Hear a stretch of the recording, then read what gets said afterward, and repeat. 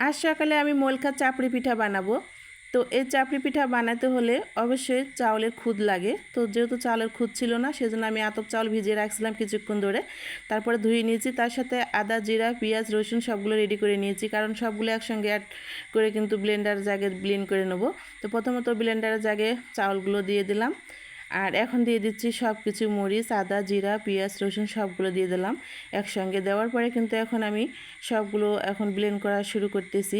আর এগুলো হচ্ছে একদম মিহি করে ব্লেন্ড করা যাবে না, একটু যেন আদা ভাঙ্গা হয়ে থাকে।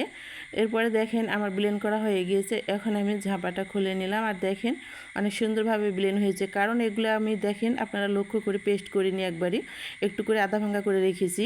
আর এই মোলকা চাপড়ি পিঠাটা বানাতে হলে এভাবে আদা ভাঙ্গা করে রাখতে হবে। এখন কিছু উপকরণ এড করব, সেটা হলো প্রথমে আমি এখন চাউলের আটা দিয়ে দিচ্ছি, আর আটা পরিমাণ অনুযায়ী দিয়ে দিলাম। এখন দিয়ে দেবো আমি একটু হলুদ গুঁড়া, আর দিয়ে দিচ্ছি এখন স্বাদ মতো লবণ দিয়ে দিচ্ছি। তারপরে কিন্তু ভালো করে নাড়াচাড়া করে কিন্তু মাখানো শুরু করলাম।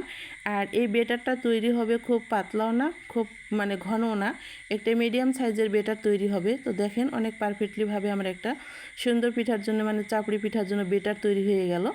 এখন আমি এটা ভাজার কাজে যাব, তার জন্য তাওয়া আগে থেকে উঠাইছিলাম আর হিট হয়ে গিয়েছে। এখন আমি চামচ ভর্তি করে বেটারগুলো উঠাই নিয়েছি আর তাওয়াতে দিয়ে দিচ্ছি। তো এভাবে করে এক চামচ ভর্তি বেটার তৈরি দিয়ে দিলাম তাওয়াতে।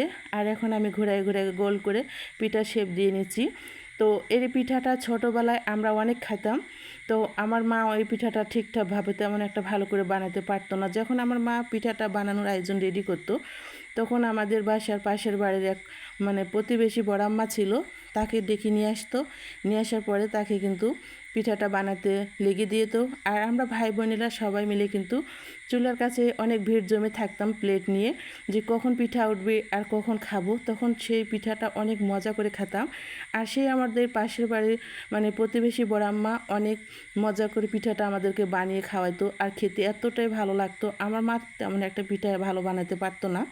তো সেই পিঠার কথা আমার মনে পড়ে কিন্তু আজকে আমি নিজেই বানাতে লাগলাম, আর সেই আবেগটা ধরে রাখতে পারলাম না। তো ছোটোবেলার স্মৃতিগুলো মনে পড়ছে, ভীষণ ভেসে উঠছে যখন পিঠাটা বানাচ্ছি তখন।